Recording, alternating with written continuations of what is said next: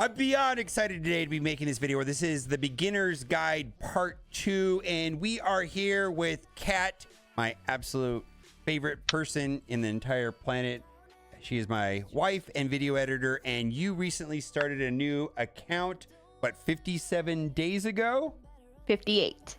58 days ago. Okay, so we are at level 76. Also joined with us today is K9 Kismet, and you are 56 days in, is that correct? And you are level 66, does that sound right? Yeah, I think 57, but yeah. All right, and we're going to talk about why you are at 66 and Kat is at 76, but this video is mostly about tips for mid-game. I'm not really sure what mid-game, late-game means, but... I don't know either. Yeah, we don't know, but the purpose of this video is just to kind of explore what it's like to play this game in the 60 to 80 range. Now, Kat has put together a document here of what's been working for her, and we're just going to talk about these items here and push forward. So the first thing you got on the list here is keep up the habits from the beginner guide, which is keep the streak at all costs because of resources and auto dailies. Talk a little bit about that right there. So we recently went on a trip to Disneyland, and me being a person at Disneyland, I was focused on that and not on Marvel Strike Force. So I missed a day of login, and I missed out on a lot of resources. And then I lost my login streak, and then I had to do so much work for a week to build my streak back up and then get my auto dailies back. So that was a pain. Yeah, that's pretty punishing. And Kana, what can you say about that? I mean, I said I've been logging in every day, so I didn't miss that. But yeah, if you miss the day, you do get punished, especially in the early game.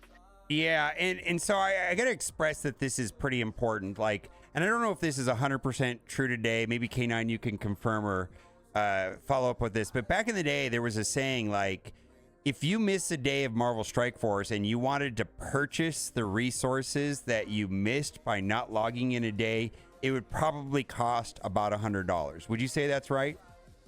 Yeah, I don't know if it's necessarily $100 now with how the game has progressed, but it's definitely not a cheap way.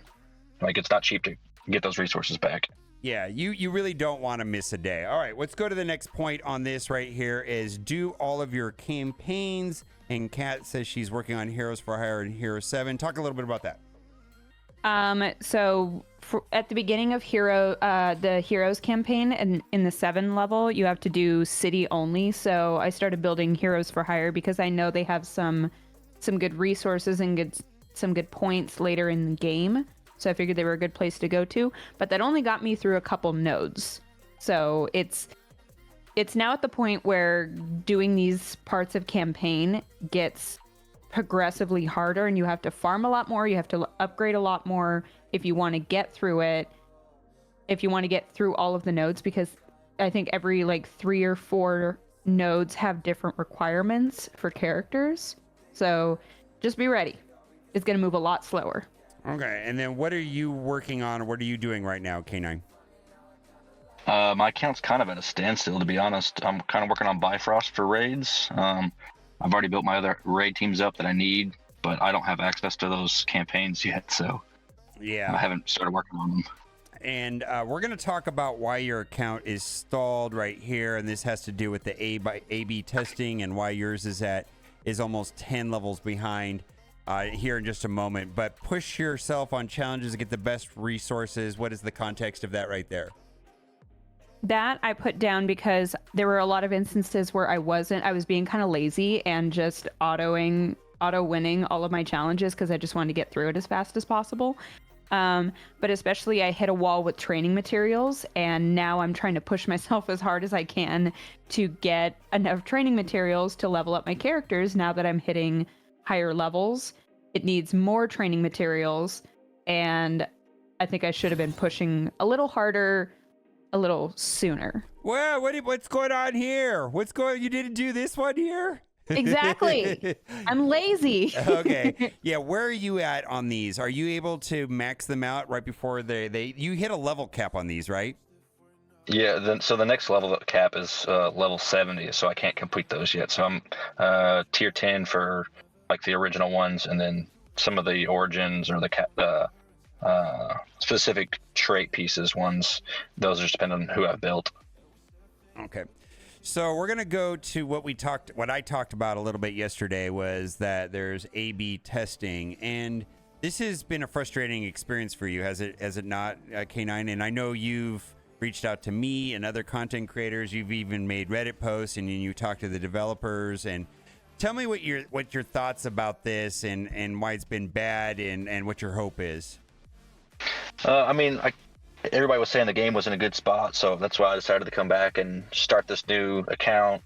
My previous account was like 85, and I had gone through the time-consuming building of your account, so I knew what it was going to take. But I started this one, and then all of a sudden I'm seeing other people who are also free to play. Their accounts are just insanely high, and I'm sitting there thinking, what am I not doing? I know how to play this game. Like, what am I missing here? And a little bit of some detective work, and come to find out that people are getting obviously the extra XP per level up. Yeah, and a lot of the conversations that I've been having about this situation with the developers is that I personally understand that they need to do some sort of testing, because I've heard that their intent is to make the new player experience more streamlined. And my understanding is that this is supposed to lead to a better experience, and they're working on updating all the systems. However, that has led to a bad experience for you, right? I mean, it is, right? It's been a bad experience for you, and I don't think that's fair. Yeah, I mean, it's costing me a lot of stuff. You've got that list up there that I made. It's costing me cores in Arena. It's making my account stall because I don't have access to certain campaigns. It's costing me events. I can't do incursion. Any events that use incursion energy, I can't do. We had the one that used the hard ISO events. I can't do that one. Black Knight's coming up, and he's going to use incursion energy. I can't do that one. I can't do the Dark Dimensions. I still only have 15 save squads, which is frustrating.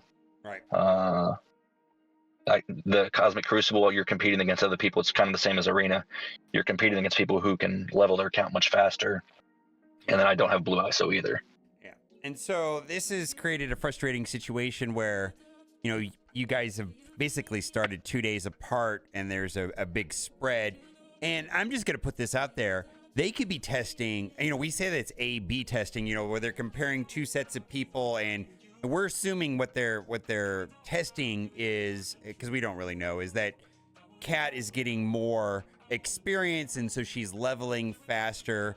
But they could be testing. They could be doing A, B, C, D, E, F, G, elemental P testing, right? We don't even know, right?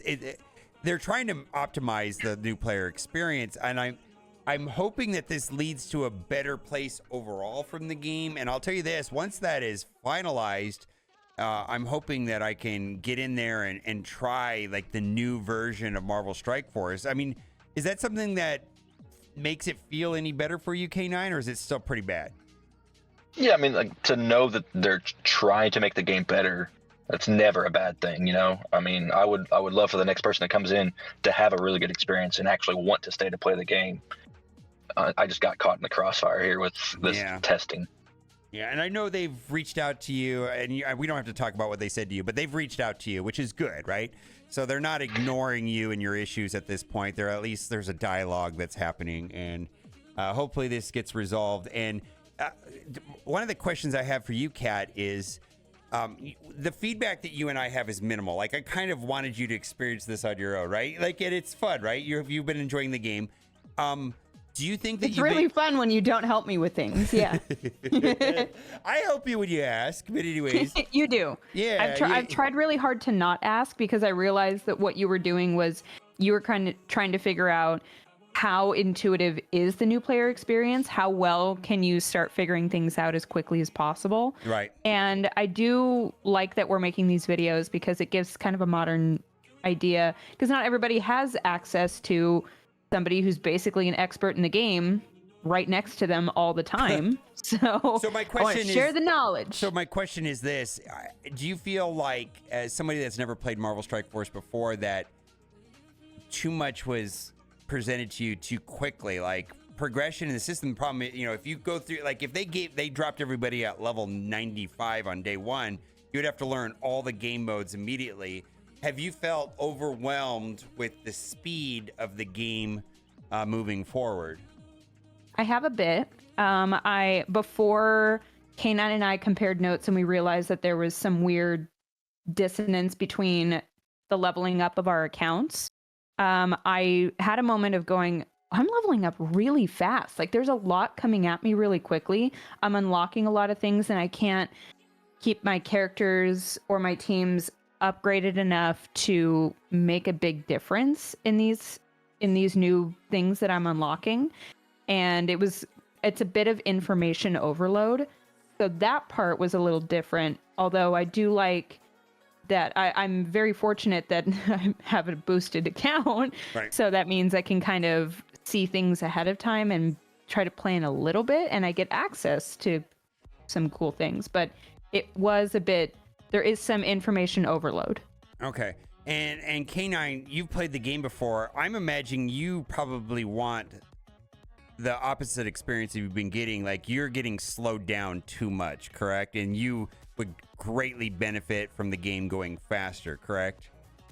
Yeah, I mean, I wish it was just completely unlocked for me and I could do everything that needs to be done. Right. I get in there, I knock out what I need to do, and then I'm done with the game for a couple hours or however long until I need to log back in. Yeah, and I believe that is kind of the intent behind the time heist, which I think if you add up all the time heist offers, it's over $300. They're trying to get you to get everything and move through quickly a little bit. So it sounds like they're trying to move away from that. Now, let's go to the next part of, we're going to talk about the new game modes. Real-time arena sucks, so don't bother. Blitz sim, use this to blitz more often to get more shards and resources. K9, what's your approach to blitz? How important is it? What point do you think it's going to become not important? If you're in the beginner shard, which I think is until like level 60, it's super important. Like I was able to get whatever the character was, I was able to get 100 shards of that. So that was awesome at the beginning. And that was something I didn't do whenever I first started an account. So blitz often, blitz as much as you can, get those shards.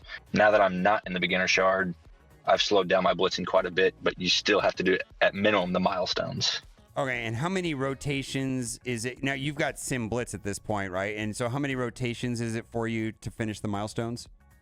It's 2 rotations for me, but that's only 15 characters, or 15 slots, because I only have 15 save squads. Yeah, we were talking about that earlier, is that you have like 190 characters unlocked, but only 75 of them go into the save squad, so it's kind of clunky, right? And yeah, I mean, I literally have over half my roster that I can't use, or that I don't use on Blitz. Okay, and then what's your experience with Blitz, Cap? I only have about 11 teams going for Blitz. So I get the milestones pretty quickly. I'd say about in 3 or 4 rotations, I can get through them all. Okay. Let's go to Dark Dimension. Dark Dimension, you need 6 or higher. That is for Dark Dimension 1 or Gear Tier 13, so be ready to farm. Gear Tier 13 is Dark Dimension 2. What's your strategy on Dark Dimension? For me, I focused on most of the Sinister Six, Carnage, Venom, any of the raid characters that I had access to that I knew I'd level up anyway. So I got those guys to 6 stars, and I was able to beat Dark Dimension 1 twice quickly and get Kestrel unlocked, which is a huge boost to your Pegasus raid team, and she's still an amazing character in general. And then I don't have access to Gear Tier 13, so can't do Dark Dimension 2. What level is Gear Tier 13? 70? 75. 75. Okay, so neither of you are quite there. Or Kat, you where are you at right now? You're at what, 77, so you can get into Dark Dimension 2 a little bit quicker? I can. I have a couple characters that are leveled up to Gear Tier 6. Gear Tier 13. So I can start it. I've just been making sure I have a solid enough team to start it. I have a thing where I don't really want to start things until I know I have a good foundation for it. So I've been hesitating on moving forward with it. And also the characters you can see here are not characters that are really have a lot of synergy together. It's Vulture, Gambit, Mysterio, Electro, Gamora, and Nightcrawler. It's kind of a funky bunch. So I probably should start it and just try it out, but I have kind of this perfectionist thing where I need to have the really best team going into it. Okay. So I've been hesitating there. Okay. And then let's talk about Cosmic Crucible. Don't prioritize setting a defense because of the default teams are 100k, and any character on defense cannot be used in offense like War. So what has that been your overall strategy for Cosmic Crucible, Kat? Yeah. So when I was streaming, this was the advice that was given to me by my chat, and so far it has served me super well. I don't have big enough teams that can. Most of my characters are not big enough combined to be more than 100k, and I don't want to put all of them in there. So I have one team. I have my Sinister Six in room 1, just to be a jerk. Oof. And then everything else is like the assassin, the default teams. But then that way I have the rest of my roster available for when I'm doing the offense. Okay, and then K9, are you setting a defense at all, or are you just going full offense? Right now it's just full offense, and sometimes I full clear them, and sometimes it's default teams, but other times they have a full defense. Okay, and then we're gonna talk about Apocalypse. I'm surprised that you guys are even thinking about Apocalypse. Like, that feels like I just want to put Apocalypse in context. Like, there's DD 1, 2, 3, 4, 5. Apocalypse was perceived as being Dark Dimension 5.5, and then there's Dark Dimension 6, and then we're coming out with Dark Dimension 7. So tell me what you're thinking about with Apocalypse. I was just getting ready for it. I knew, I mean, from editing your videos and having seeing so many other people who are late game, it's been made very clear to me that Apocalypse is a kick butt character. So the second I got to the point of opening epic campaigns, I went through and I was like, all right, if I want Apocalypse, I'm going to need all of these teams. So I've started building a couple of them. Darkhold, which gets you Morgan Le Fay. I've been working on them, and they're also useful in raids. At least my alliances put them in as a good team to use in raids. Mm-hmm. So I've worked on them more than anything, but I was just planning ahead. Okay, and then K9, yeah, I mean, I'm surprised that she put Apocalypse here because it's like Dark Dimension 5.5. Are you thinking about Apocalypse at all right now? No, not really. I mean, I've gone through and looked at the trials and scourges because those are new to me, honestly. They weren't around whenever I left the game last time. So I'm kind of looking at the characters that are needed and the teams, but for the most part, I'm just focusing on my raid teams, and we'll get there when we get there. Yeah, because I think that's going to be probably the more important thing is going to be your raid teams. Character upgrades, red star upgrades. Only buy red star upgrades, the characters you have. So I think this is kind of important, but I'm just going to visually show what you mean by that. Is it if you don't have the character unlocked and have the yellow stars, there's no point in buying these. Like Star-Lord Annihilation looks like you're not even worried about him, right? You know, but it's so you're just only buying these on the characters that you're using and have upgraded, because it looks like, well, you have a lot, right? You have 1990. I do. Okay. Yeah, so I could go in and buy all of these, but I only do it for characters that I have. You can go ahead and do it right now if you want. All right, there we go. So we got it. Okay, there we go. So I'll do that for characters that I need, because I know eventually I'm probably going to need some of these characters for something. So I kind of go in and look through, but if there's a character that I don't have, or a character that I currently do have, and I know it's going to take a while before I get the next star. It makes me so happy to do Nobu. Oh my God. I don't know why. Anyways. If I know, like earlier today, I saw an offer in there for like a 4-star Iron Man Infinity War, and I didn't bother with that because I only have him at 2 stars, and I already have the 3-star upgrade. So I know it's going to be a while before I get him to the next star level, so I just don't even bother. Okay. But it's been helpful for me to go through on some of these characters and get the, like Nightcrawler's an example right there. I have him at 3-star, but I only have 2, so I'm not going to bother getting a 4-star upgrade. 'cause Yeah. So what it's this gonna be a means, hot minute. what this means is that you have a 2 yellow star Nightcrawler, but you've already got Mhm. the 3rd star. So this is not really doing anything until you get the 3rd yellow Right. star, right? So there's no So point. there's Yeah. exactly. There's no point in upgrading Iron Man Infinity War or Wong or Nightcrawler because I'm not close to that. And those are characters where I can't farm the shards super easily. Okay. And anything you want to add to that, Kenny? I feel like that's just the correct way to do it, right? There's nothing to be said about that. Just that's what you do, right? Yeah, I mean, there's no need to upgrade characters that you don't have the yellow stars on. The only difference that I can see is that I have been saving my Elite Star promos for the new character releases. I use all my, like, the regular red star orbs whenever they're 10x, but I just save my Elite ones for the new character releases. Okay. And then I use the silver promos or gold promos on characters I have. Okay. And then the next thing you have over there is just like campaign energy, spend as much possible on your ISO 8, spend your 50s, use the Jarvis feature to choose a class for each character.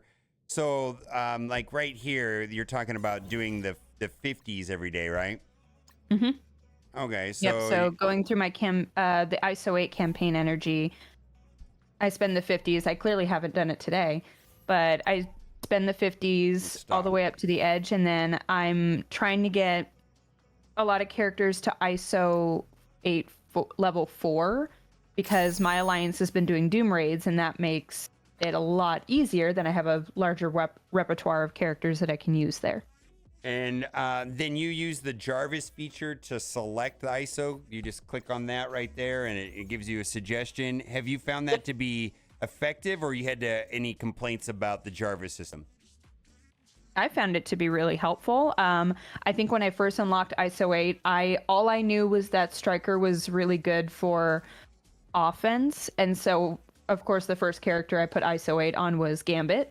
And I think I put him as a striker, and you were like, no, he's a raider. And I was like, well, I don't know. And then you pointed out the Jarvis feature, and I was like, oh, I see. So it gives you a recommendation based on what a majority of players use. And that's been super helpful for me. And then I don't have to think really hard about it and be, kind of grinding on that or going in the wrong direction for a long time, or a less not as good direction. Okay, and then what are you doing with ISO 8, K9? Is similar or a little different? My raid teams to green ISO 5 to help out with the Doom raids, and then just trying to save up some other ones for the next team. Yeah, and then have you been using the Jarvis system, let me ask you this: have you found any things where you strongly disagreed with the Jarvis system? I'm just curious. I haven't necessarily. I'll be honest, I haven't really compared them. Either I look on like a Reddit, somebody's infographic to find out best ISOs for class, but it also depends on, are you in Cosmic Crucible? Are you in War? Sometimes it depends on what the best ISO is. Yeah, I feel like there's a lot of nuance to ISO, and I don't know if there's like a lot of risk early on when picking the wrong ones. Does that make sense? Like, I don't know if it matters. Like, you know what I'm talking about, K9. Like it just doesn't matter if you do Stryker on Gamora and you take her to green ISO 4. That's not going to matter if the correct choice was something else, right? It's just when you get closer to endgame, it doesn't matter that much. Yeah, in the long run, it's fine. Whatever you click at the beginning is what you get, and I'm not going to equip multiple ISOs for one character in the beginning. Right. Okay. But as you get, even if you do the wrong one, and there are some cases where reworked characters, sometimes the data that's given on Jarvis is based off of the old data, not what people are doing now. But most of the time, I feel like it's pretty accurate. I mean, there's always there's a million exceptions to these rules, I suppose. Okay, let's talk about who to farm. Cosmic Crucible store, a War store, and then the Arena store. What are you doing in the Cosmic Crucible store? I've been doing Ghost Rider Robbie, and I just got him unlocked. I've been working on my Gambit in the Cosmic Crucible store because I want him to 6-star so I can use him in Dark Dimension. So I have him bookmarked. Also use my favorite character. So it's been a priority, Cosmic Crucible, even though it kind of drives me nuts because I'm like, oh my god, it's one more thing I have to do going through a whole day of Marvel Strike Force. But it is really helpful getting those credits. Okay. And then you're using an infographic, right? K9 that you got from Valley Flying's video. Is that right? That was just to kind of see who was in the War Store and who's in the Cosmic Crucible Store, because there's no really good place to find that. Okay, so this is a list of everything. So when you go into the store, it won't show you all of them right here. But if you want to know what's in there, what's your top picks from what you can see here on the list? So for the Cosmic Crucible Store, Iron Man, Infinity War.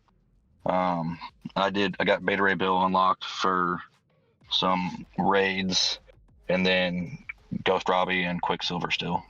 Yeah. So this is like a tier list that Valley Flying has put together, and I will put a link. This is Avoid These Traps, Best Purchases for All Stars of Marvel Strike Force. This is just a video that came out a couple days ago. Let's go to the War Store. What are you guys doing in the War Store? Ironheart MK, is it MK2? Mm-hmm. Is how everybody says it? Okay. Mm-hmm. Ironheart MK2 was big for me because I got Iron Man Infinity War relatively early, and it took me a second to realize that he was Pegasus, and I was like, oh, I know what Pegasus is. So then I started trying to farm Ironheart MK2 as much as possible, and she works really well with Rescue. And then I also just got Kestrel on a fluke, and that's been an absolute delight having all four of them together. It's really fun. Okay. And then what are you doing, K9, in the War Store? I did Carnage early on, got him to 6-star, and then once I finished with him, I started focusing on Ironheart and Sylvie. Mm-hmm. And you did the 6-star so you could get through Dark Dimension 1, right? Yep. Okay. All right. Let's go back to the format. Who to farm? We kind of went through that. Arena. All right. Alliance. So there's raids, war, and Discord. And I just got to say that this is probably the single most important thing in the entire video. And I say this all the time, like this is because the vice in these videos may change, but I think these two things are always true. Is in Arena, be mindful on who you lose against and work on that. And then secondly, your alliance wants you to do something in raids. And if you're an alliance that uses Discord, you're going to be able to communicate with you and tell you what to upgrade because there's an objective that the alliance is trying to reach. So what has your experience been with in raids, babe? Usually, so my alliance is, I'm on the lower end of my alliance, like power-wise, and they are aware of that, and that's totally okay with them. So a lot of the times they'll say, the advice that they give me is just join the raid. You don't even have to do a battle, but if you just hit the join button when you preview on your strike team, you're going to get the rewards. So that's super helpful. But I also try to do everything that I can. So I go hard as far as I can. And in my alliance's Discord, we have a section that just talks about raids, and we'll discuss like some of the upcoming raids, like doing Doom. They tell us like these are the categories of characters that we're going to need, and these are the teams that we recommend you build for each category. If you're doing, Mystic, you probably want to be doing Bifrost, that sort of thing. So I usually, when I log into Marvel Strike Force in the morning, like when I first wake up, not first wake up, but when I first log in the morning, I try to spend all of as much raid energy as I possibly can.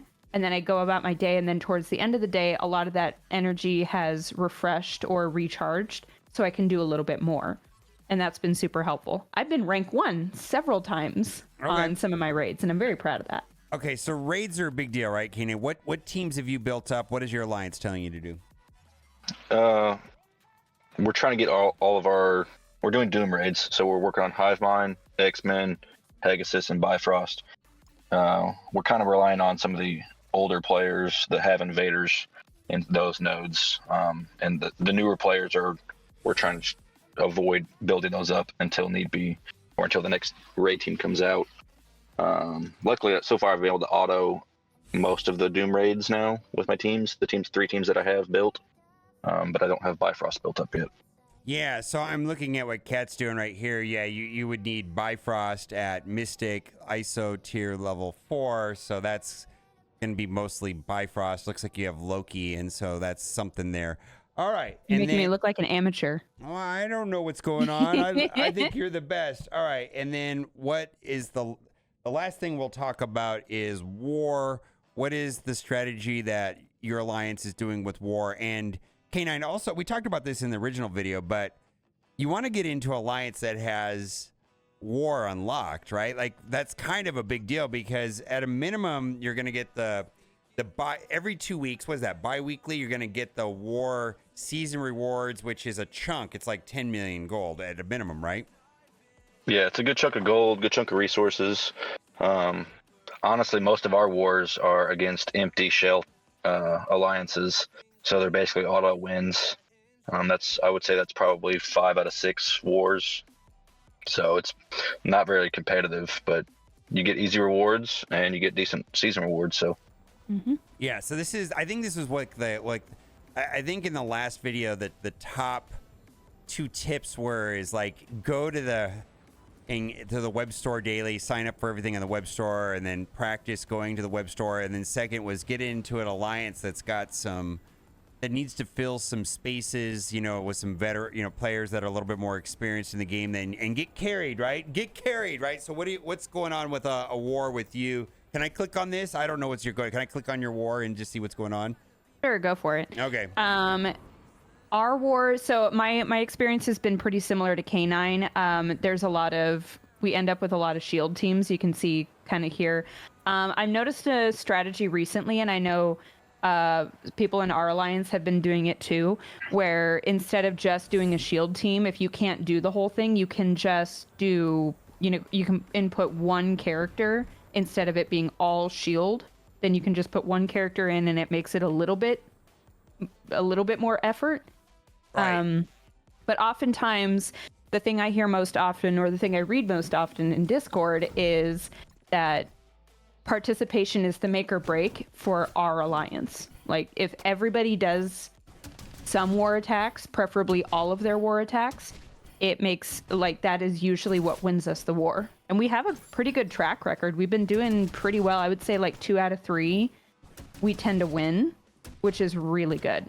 And all those war credits and all that gold is the best. I get so excited when the season ends because we get all the money. Yeah, so I just and I don't know if people knew this, but you can take in one character. Yeah. Right. Yeah. So yeah, I just did Nebula right there. That was fine. I was able to get through a team pretty easily, right? Yeah. So if you come across a system or a group where it's just a lot of shield teams, like over on Wizard's side, you can just put one character in. So I tend to save my Sinister Six team. That way I can do something. If there's a larger team like on the other end, I could probably take out one of those other teams that's not just shield teams. Mm-hmm.